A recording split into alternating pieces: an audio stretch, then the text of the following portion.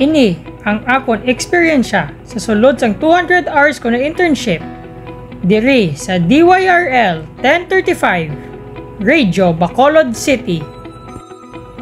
Una, nag-obserbar ako upod sa mga technical crew. Ari si Sir Ray Loha gatudlo sa akon kung paano gaubra ang broadcast sa sulod sang studio. Nakakadto man ako sa transmitter site. Diri ko natun-an na ang proseso sa pagpahayag hindi lang simple halin sa mic pagkadto sa kahanginan. Dason, nag-ubra ako upod sa mga anchorman. Lubos ako gapasalamat kay Miss Chona Gosiauco sa pag-welcome niya sa akon sa iya programa Tatak ni Grense. Yes. Kag ang mga bagay gid Miss Toad na makapatuga pagid sunog kay subong fire prevention month. Ako mismo may experience sa fire prevention month like saglasan rangkada upod kay Sir Rox sa kay Sir Joe kun diin naka-newscast ako party sa PBA All-Star. 35-26 seconds I think si Robert Bolek nagtira sa 4-point shot gin foul. So equivalent sa shot 4 points plus may 1 free throw. So matotal 5-point play. Ang guha nagtayang hampang 140 all. Nakuan sila patas. Oo.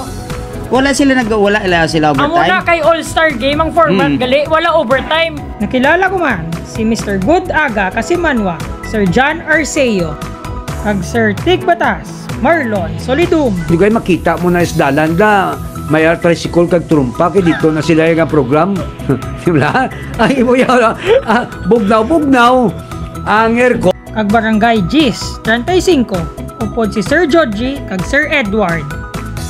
Naagyan ko man mag fieldwork. Kung sa diin, nagtampong ako sa press conference sang Bacolod City Government PIO Office. Kag nag-cover sang Linay sang Negros 2024. Kung sa diin, nasaksihan ko ang pagpasundayag sang 29 ka mga kandidatang babae Negrosanon during their festival costume and talent and press presentation at Ayala Capitol Malls, Bacolod City.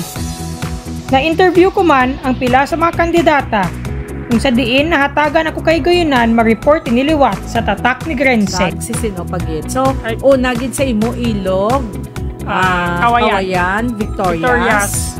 Gani, lubos ako kapasalamat sa mga anchorman kag sa staff sang DYRL Bacolod, sa aton admin officer, Sir Joris Carion.